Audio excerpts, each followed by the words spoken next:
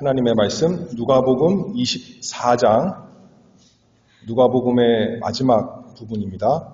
44절에서 53절 말씀. 또 이르시되 내가 너희와 함께 있을 때에 너희에게 말한 바 곧 모세의 율법과 선지자의 글과 시편에 나를 가리켜 기록된 모든 것이 이루어져야 하리라 한 말이 이것이라 하시고, 이에 저희 마음을 열어 성경을 깨닫게 하시고, 또 이르시되 이같이 그리스도가 고난을 받고 제3일에 죽은 자 가운데서 살아날 것과 또 그의 이름으로 죄사함을 얻게 하는 회개가 예루살렘으로부터 시작하여 모든 족속에게 전파될 것이 기록되었으니 너희는 이 모든 일의 증인이라. 49절입니다. 볼지어다 내가 내 아버지의 약속하신 것을 너희에게 보내리니 너희는 위로부터 능력을 입히울 때까지 이 성에 유하라 하시니라. 예수께서 저희를 데리고 베다니 앞까지 나가사 손을 들어 저희에게 축복하시더니 축복하실 때에 저희를 떠나 하늘로 올리우시니 저희가 그에게 경배하고 큰 기쁨으로 예루살렘에 돌아가 늘 성전에 있어 하나님을 찬송하니라. 아멘. 우리 예수님께서 부활하시고 40일간 이 세상에서 제자들에게 나타나시면서 그들에게 성경을 깨닫게 하시고, 여기 오늘 본문의 말씀처럼요, 또 사명을 주시면서 그 주님의 일을 그들에게 맡기셨습니다. 우리에게도 맡기셨습니다. 그리고 이제 제자들이 다 보는 가운데서 예수님께서 하나님 나라로 아버지 계신 곳으로 하늘로 올라가셨습니다. 예수님께서 아무도 안 보는 가운데 하늘로 올라가실 수도 있습니다. 그리고 예수님께서 우리 세상 사람들 우리가 이별할 때처럼 가까이 계시다가 저 멀리 점점 저 멀리 안 보이는 곳으로 가실 수도 있고, 또 이때는 바다가, 여기 갈릴리 바다가 있었으니까 갈릴리 바다에서 저 멀리 사라지실 수 있었는데 어떻게 사라지셨다는 거예요? 하늘로 올라가셨습니다. 하늘로. 상징적인 의미죠. 실제적으로 하늘로 올라가셨는데 그게 우리에게 상징적으로 교훈해 줍니다. 하나님 계신 곳으로, 이 세상이 아니라 저 신령한 곳으로, 아버지의 그 영광이 있는 곳으로 자신의 영광 가운데 올라가심을 제자들에게 다 눈으로 볼 수 있게 하셨습니다. 그래서 제자들이 예수님이 떠나시는데 슬퍼하지 않고 근심하지 않고 오히려 기뻐했다 했습니다. 요한복음 16장에서 예수님이 붙잡히시기 전에 제자들에게 떠나실 것 말씀하셨는데 거기서는 이렇게 말씀합니다. 16장 6절에 보면 내가 이 말을 함으로 너희 마음에 근심이 가득하였도다. 그때는 제자들이 예수님 떠난다 그러니까, 예수님 멀리 가신다 그러니까 근심, 걱정이 가득한 슬픈 마음이 되었지만, 오늘 본문 마지막에 보니까 저희가 큰 기쁨으로, 예수님 이제 하늘나라에 가셨고 자신들은 이 세상에 있지만 오히려 큰 기쁨으로 하나님을 찬송했다 했습니다. 이들에게 어떻게 이렇게 큰 기쁨이 있었는가 살펴보도록 하겠습니다. 첫 번째로 주님을 이들이 잘 알게 되었습니다. 주님이 누구신가? 주님의 하시는 일이 어떤 일인가? 그것을 잘 알게 된 거죠. 3년 동안 주님 따라다니면서 주님께 말씀을 잘 배웠지만 성경을 또 어떻게 보면 유대인들이니까 어려서부터 잘 알았겠죠. 그럼에도 불구하고 성경에서 말하는 그 핵심적인 뜻을, 그 성경이 무엇을 말하고 있는지 잘 몰랐던 거예요.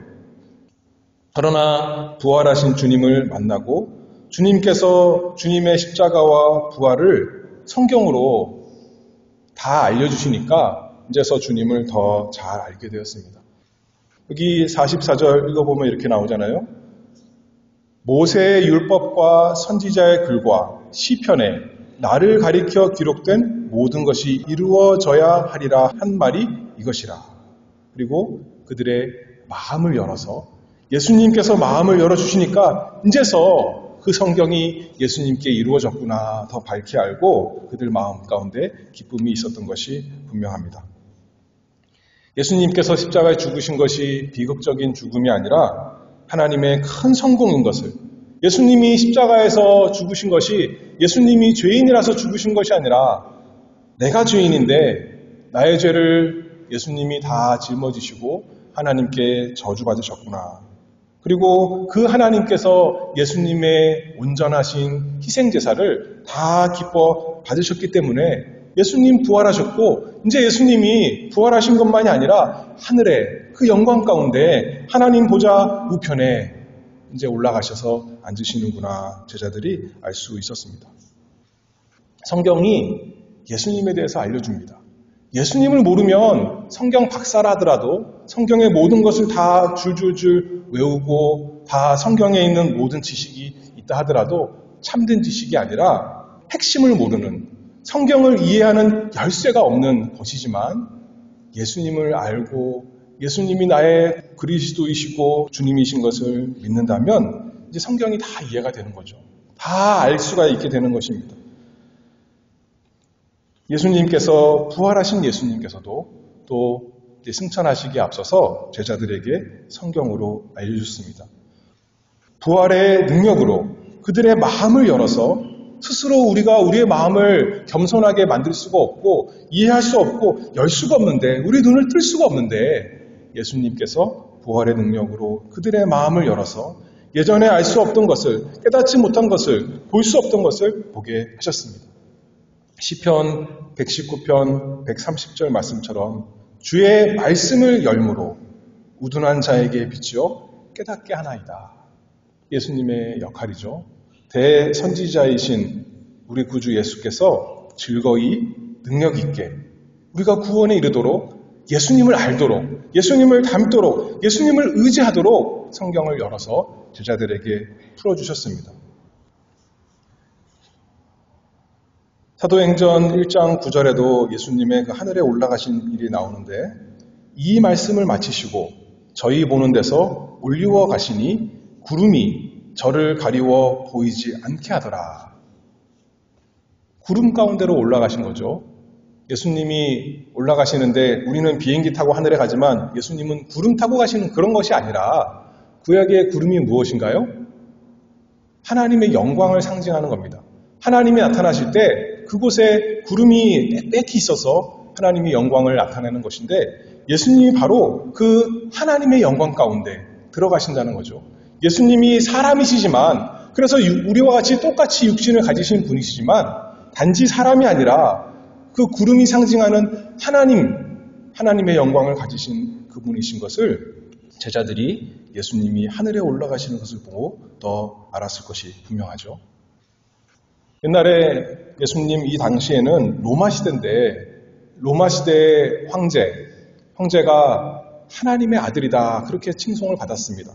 그가 전쟁에 나가서 많은 나라를 무찌르고 돌아올 때 개선식을 하면서 사람들이 기뻐하면서 찬송하는 거죠. 신의 아들, 하나님의 아들이 또 우리에게 이렇게 영광을 주었구나.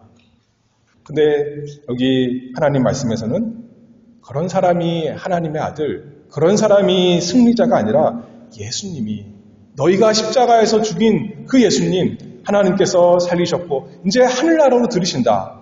그냥 하늘나라, 모든 사람이 우리가 죽으면 소망하는 그런 하늘나라, 그런 의미가 아니라 예수님이 하늘에 올라가신다는 것은 하나님 보좌에 앉으신다는 거죠. 하나님 우편에 앉으신다는 것입니다. 그래서 시편 24편에 보면, 문들아 너희 머리를 들지어다, 영원한 문들아 들릴지어다, 영광의 왕이 들어가시리로다. 영광의 왕이 누시뇨, 강하고 능한 여호와시요, 전쟁에 능한 여호와시로다. 구약에서 말한 그 영광의 왕, 여호와 하나님, 승리하시는 분, 이제 이 세상에서 하나님 아버지께서 맡기신 모든 구원 사역을 다 이루시고 승리의 그 개선식으로 하늘에 올라가시는 겁니다. 천군 천사가 나팔을 불며 찬송했을 것이고, 앞서간 많은 구약의 성도들이 그 예수님 환영하며 예수님의 개선식을 즐거워했을 것입니다. 예수님이 누구신가요? 예수님이 한편으로는 사람이시지만 한편으로는 온전하신 하나님, 그냥 하나님이 아니라 참 사람과 온전하신 하나님, 우리의 구원을 이루시는 참으로 그리스도, 우리의 주님이시다. 그것을 제자들이 성경을 통해서 알게 되었고 예수님이 하늘로 올라가시는 걸 통해서 알게 되었습니다. 그리고 그 예수님께서 이제 다스리시는구나 알게 된 거죠. 그런데 그 예수님이 누구의 구주인가?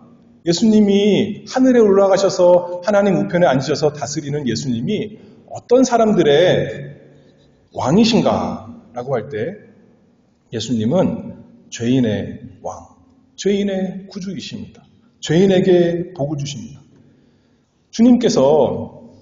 하나님께서 의인에게 믿음 좋고 순종을 잘하는 사람에게 복을 주시고 구원을 주신다. 그러면 누가 구원을 받고 누가 복을 받겠습니까? 그런데 감사하게도 예수님은 죄인을 구원하시러 이 세상에 오시고 그것을 완성하시고 하늘에 오르신 구주 왕이시라는 거죠. 나와 같이 믿음 없는 자, 나와 같이 불순종하기에 너무 빠른 자에게 복 주시기 위해서 예수님이 하늘에 오르신 왕이 되셨습니다. 주님께서 버리지 않으신다고 했는데 정말로 버리지 아니하시고 제자들에게 또 나타나시고 그래서 복 주시는 거죠. 오늘 말씀에서도 50절 말씀을 보면 그 앞서서 주님이 다 가르쳐 주셨지만 또 50절에 보면 예수께서 저희를 데리고 베다니 앞까지 나가사 예수님께서 데리고 가셨어요. 이번에는 보통 때는 제자들이 있는 가운데 예수님이 갑자기 나타나셨지만 부활하시고 나서 여기 본문에서는 데리고 가십니다. 데리고 베다니 앞까지 가시사 그 양을 인도하시는 목자와 같이 지금 주님 없으면 살 수 없는 그 양들에게 찾아가셔서 또 인도하십니다.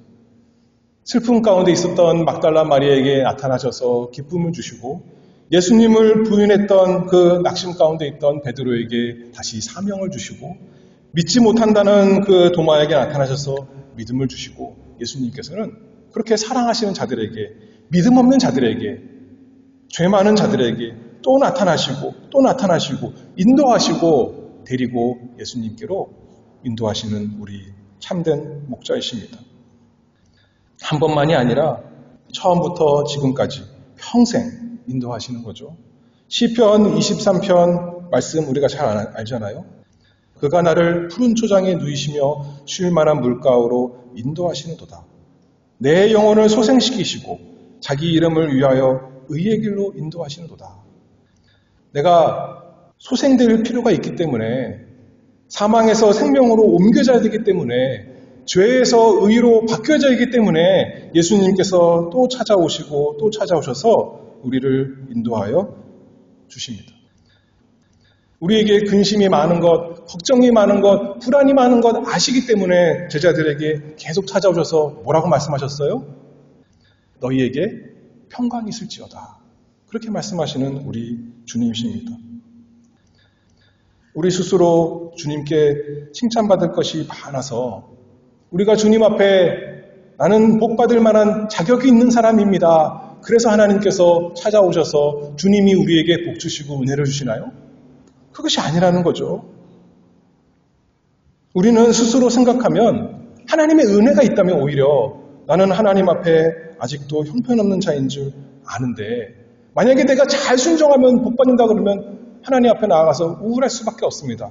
저 사람은 복을 받을지라도 나는 복을 못 받겠구나. 그런 생각하지 않겠습니까? 그런데 왜 예수님께서 우리에게 복과 은혜를 주시냐면 우리가 주님의 복과 은혜가 너무나 간절히 필요한 사람이기 때문에 주님께서 그것을 아시기 때문에 또 찾아오고 또 찾아오는 것 아니겠습니까? 세상 사람들이 원하는 이 세상의 물질적인 그런 육신적인 그런 복이 문제가 아니라 우리가 영적으로 가난하고 궁핍한 자, 다시 말해서 무슨 말이에요? 가난하고 궁핍하다는 게 그냥 돈이 없고 건강이 없고 그게 아니라 죄인인데 그러니까 우리에게 하나님의 복이 필요한 거 아니겠습니까? 그러니까 우리를 구원할 하나님의 은혜가 필요한 거 아니겠습니까? 그래서 예수님께서 그런 죄인을 위해서 이 세상에 찾아오셨고 또 오늘날도 우리에게 주님의 말씀으로 주님의 성령으로 찾아오셔서 은혜를 주시고 복을 주십니다. 그래서 우리가 복이 없는 사람이 아니라 복된 사람 되고 그래서 우리가 사랑 없는 사람이 아니라 사랑 있는 사람 되게 하시려고, 그래서 우리에게 평강이 없는 사람이 아니라 평강이 있는 사람 되게 하시려고 우리에게 찾아오셔서 복을 주십니다.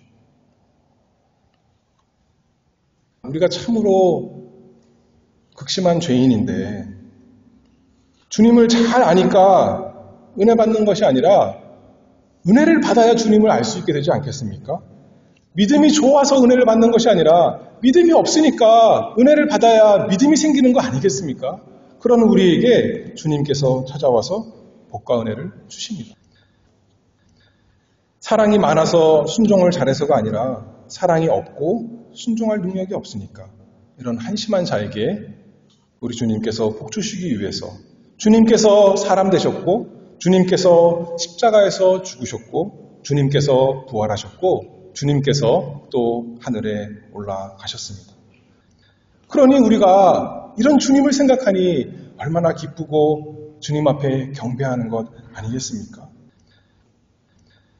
50절 말씀에 보면 예수께서 손을 들어 저희에게 축복하시더니, 누가복음 24장 50절에 예수님께서 승천하시면서 손을 들어 저희에게 축복하시더니, 손을 들었다는 게 무엇인가요?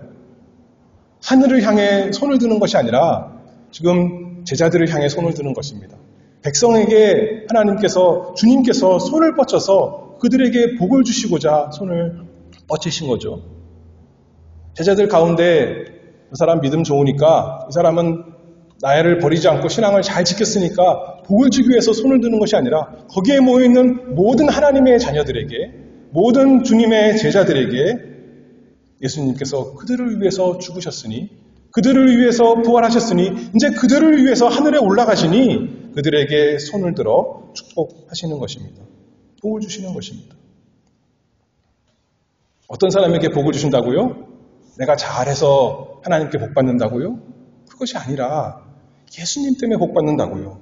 예수님께서 나와 같은 죄인을 위해서 구원을 다 이루셨기 때문에, 내가 주님의 은혜로 주님의 백성이 되었기 때문에, 주님의 사람이 되었기 때문에, 주님과 하나가 되었기 때문에 주님께서 나에게 복을 주십니다.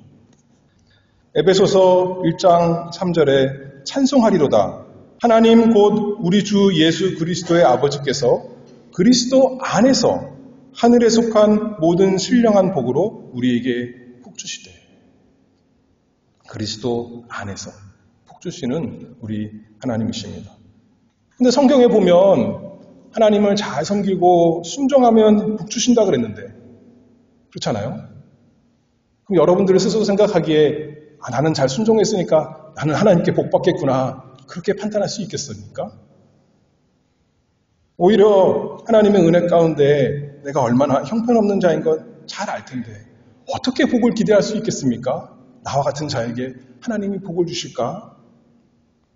근데 왜라고요? 왜 복을 주신다고요? 예수님 때문에요. 예수님이 내가 받아야 되는 모든 저주를 십자가에서 다 받으셨고, 그것이 끝났다는 것을 증명하기 위해서 이제 부활하셨고 하늘에 들어가시는 것 보니까 나에게 복이 있겠구나, 예수님을 믿는 나에게 복이 있겠구나, 우리가 믿는 것입니다. 내가 순종해서가 아니라 예수님이 순종했기 때문에, 내가 온전히 순종해서가 아니라 예수님이 마음을 다하고 성품을 다하고 뜻을 다하고 힘을 다하여 하나님 완전히 순종한 것 보니까 예수님께 복이 있겠구나. 그리고 나는 예수님 믿으니 나에게 믿는 마음이 셨으니, 내가 예수님과 하나가 되었으니 나에게도 복을 주시는구나.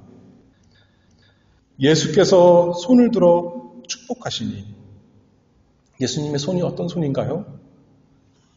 믿음 없고 세상 욕심만 많던 그 제자들의 발을 씻겨주시는 사랑의 손이었습니다. 문둥병자를 만져주시는 긍휼의 손이었습니다. 제자들만 아니라 병자들, 예수님께 나아와 그 모든 병자들을 고쳐주시는 능력의 손이었습니다. 그리고 많은 사람들이 배고파서 줄이고 있을 때 떡을 떼서 나눠주신 공급의 손이었습니다. 나와 같은 죄인을 위해서 십자가에서 두 팔을 벌리시고 못이 박히신 그 손을 가지고 부활하여서 예수님께서 이 손을 만져보라. 내가 너를 위해서 이렇게 못이 박혀노라. 제자들에게 보이신 그 손을 들어서 지금 축복하시는 겁니다. 그러니 우리에게 복이 있는 거 아니겠습니까? 예수님께서 나를 위해서 모든 구원을 다 이루셨기 때문에 가난하고 궁핍한 죄로 인해서 썩어 문드러진 나에게 복이 있는 것입니다. 50절 다시 읽어보면 예수께서 저희를 데리고 베다니 앞까지 나가사, 베다니 앞까지 나가셨는데 이 베다니의 뜻은 가난한 사람들의 집이다 또는 고난의 집이다 이렇게 뜻이 되어 있습니다. 왜 베다니 앞까지 나가셨을까요? 그곳에서 복을 주시기 위해서 나가신 거잖아요. 우리가 가난한 사람이라는 거죠. 우리가 가난하고 궁핍한 스스로 죄인 되어서 우리에게는 아무 좋은 것이 아무런 선한 것이 없는 우리의 손은 부끄러워서 우리의 얼굴을 가릴 수밖에 없는 그 손밖에 없는데 우리는 어떤 사람이 또 되는 거예요? 가난한 거지처럼 구걸하듯이 주님께 손을 내밀어 외치는 그 손을 가지고 다윗의 자손 예수여 나를 불쌍히 여기소서. 주님께서 그 가난하고 궁핍한 죄인들에게 손을 들어서 축복해 주십니다. 우리가 주일에 모여 예배할 때 주님께서 우리에게 복 주시기를 소망하며 기대합니다. 일주일 동안 내가 주님 순종 잘했으니 이번 주에는 정말 내가 큰 복을 받겠구나. 그런 마음으로 나아가는 것이 아니라 주님 복 주시옵소서. 그래야 내가 또 순종할 수 있지 않겠습니까? 주님 나에게 은혜를 주시옵소서. 그래야 내가 다른 사람 사랑할 수 있지 않겠습니까? 우리가 가난하고 궁핍한 마음으로 주님께서 복 주실 것을 사모하며 주님께서 십자가에 달리신 그 손으로 나에게 손을 들어 복 주실 것을 소망하며 우리가 나아갑니다. 주님께서 복 주실까요? 안 주실까요? 그러니 복 주시는 거죠. 내가 잘한 것 가지고 그거 가면 복 받을 것 기대할 것이 아무것도 없는데 주님께서 이루신 온전한 십자가와 부활, 이제는 승천하신 그 주님이 하늘에서 손을 들어서 우리에게 복 주실 것, 그것 바라보고 그것을 믿고 의지하고 주님께 나아가는 것 아니겠습니까? 그래서 예배 시간에 나온 모든 하나님의 참된 백성에게 하나님께서 다 복을 주시는 겁니다. 은혜와 평강이 예수 그리스도로부터 오는데 하나님 아버지와 예수 그리스도로부터 오는데 예수님 때문에 오는 거죠. 하나님 때문에 오는 거죠. 나 때문에 복이 오는 것이 아니라 나 때문에 내가 은혜를 받는 것이 아니라 오직 우리 구주 예수 그리스도 때문에 하나님을 예배하러 나온 모든 자녀에게 복이 있기를 바랍니다. 믿음 좋은 사람에게만 아니라 믿음 없는 사람에게 더 큰 복이 필요한 거 아니겠습니까? 더 큰 은혜가 필요한 거 아니겠습니까? 그래야 예수 믿고 그래야 더 예수 잘 믿고 더 예수님 소망하고 살지 않겠습니까? 그것을 아시는 주님께서 아버지께서 사랑하시는 자녀들에게 사랑하시는 주님의 백성에게 복을 주시는 것입니다. 어떤 복을 주시는가? 우리 주님께서 세 번째로 성령을 주시기로 약속하셨습니다. 48절 말씀을 보면 너희는 이 모든 일의 증인이라 볼지어다 내가 내 아버지의 약속하신 것을 너희에게 보내리니 너희는 위로부터 능력을 입히울 때까지 이 성에 유하라 하시니라.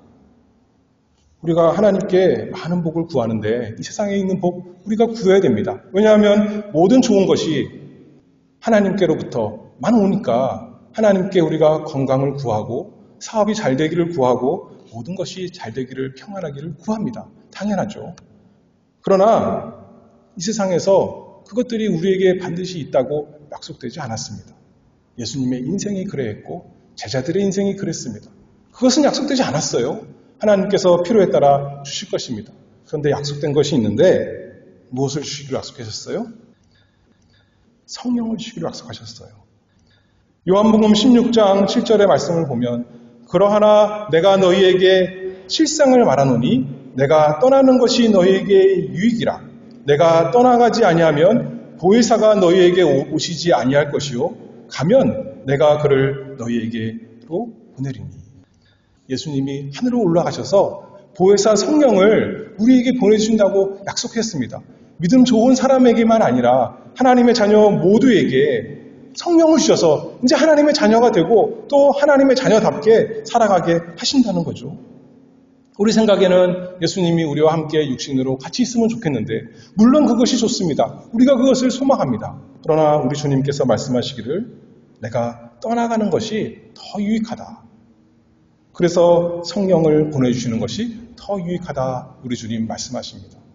주님 육신으로 계시면 어떤 특별한 장소에 계실 수밖에 없지만 이제 하늘에 계셔서 성령을 주셔서 우리 가운데 예수 믿는 모든 사람 가운데 다 함께 하실 수 있으니 얼마나 더 큰 복이 되고 유익한 것 아니겠습니까?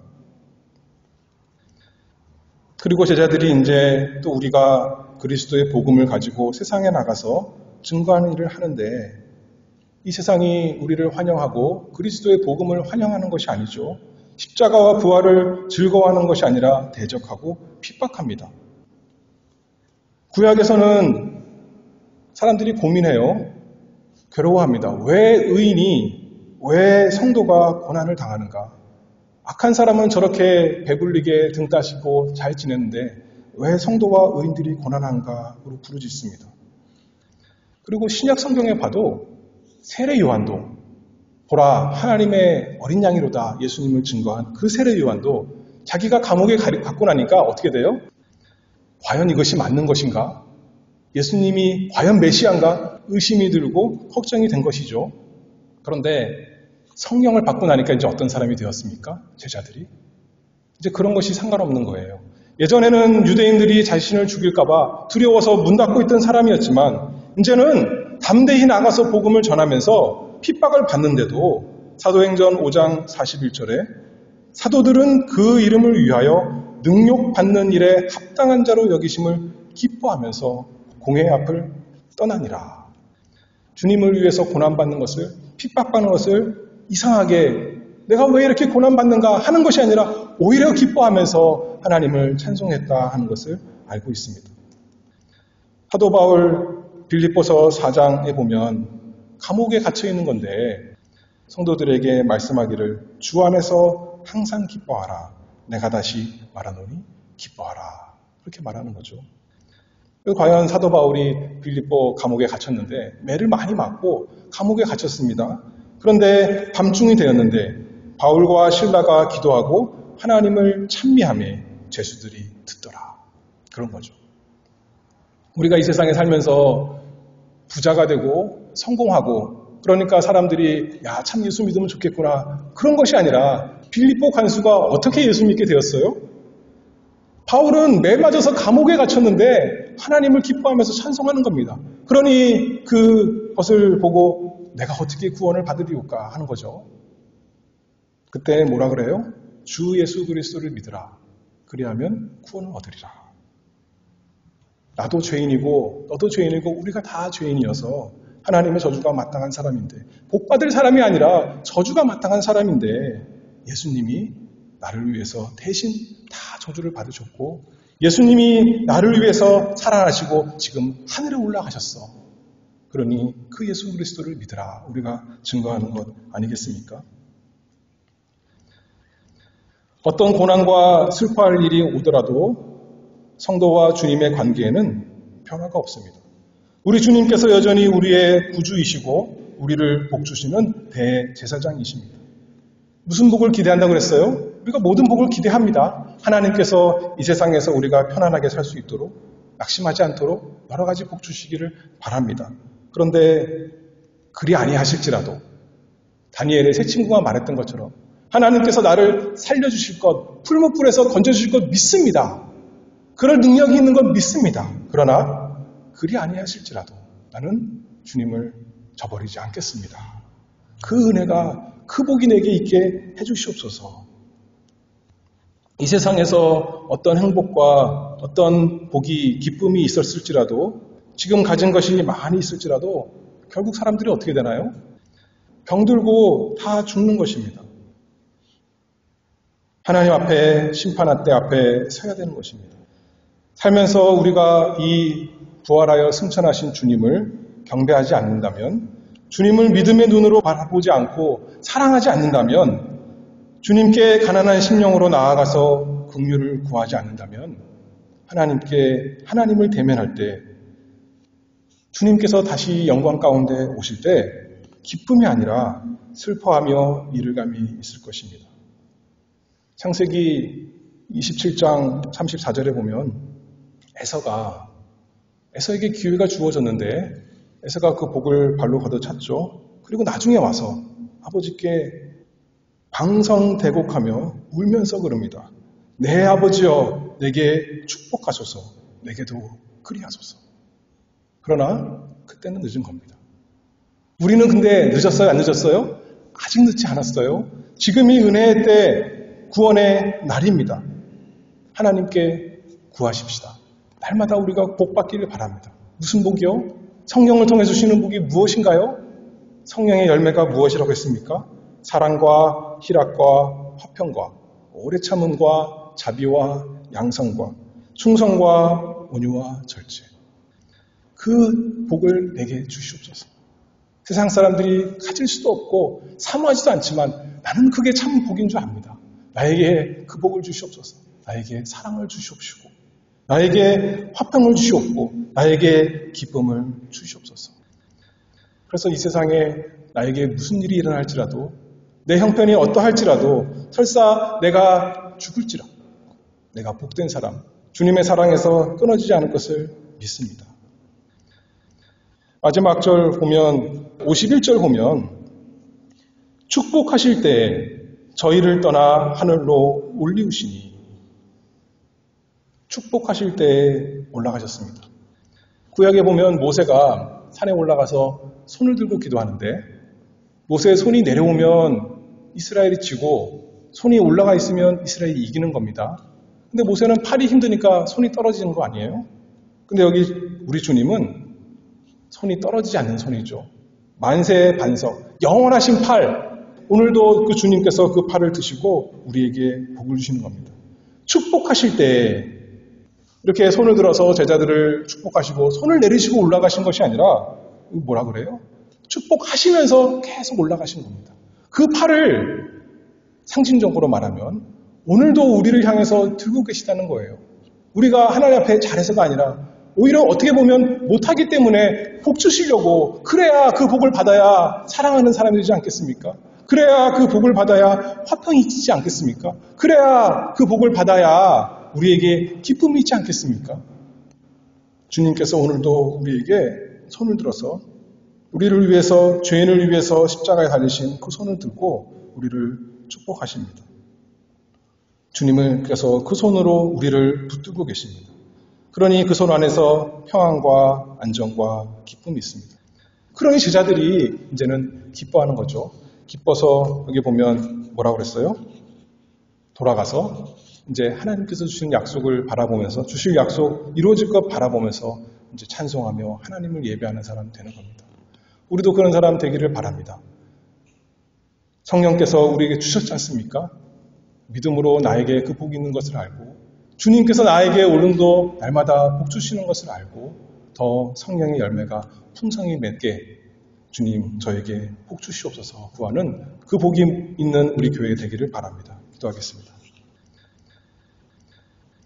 거룩하신 아버지 하나님 감사합니다. 주 많은 저희를 예수 그리스도 인하여서 거룩하게 하시고 주님의 거룩한 자, 주님을 사랑하고 주님 안에서 평강이 있고 주님 안에서 기쁨이 있는 복된 사람 만들어주시니 은혜를 감사합니다. 저희 스스로 주님께 받을 복이 아무것도 없지만 주님 때문에 주님 안에서 주님의 백성에게 복 주시니 그 은혜를 감사합니다. 오늘도 주님께서 저희에게 손을 들어 주시는 그 복을 간절히 사모합니다. 오늘도 저희가 성령의 인도를 따라서 성령 충만하여서 성령의 열매를 맺히는 복이 될 수 있도록 인도하여 주시옵소서. 예수 그리스도의 이름으로 기도하옵나이다. 아멘.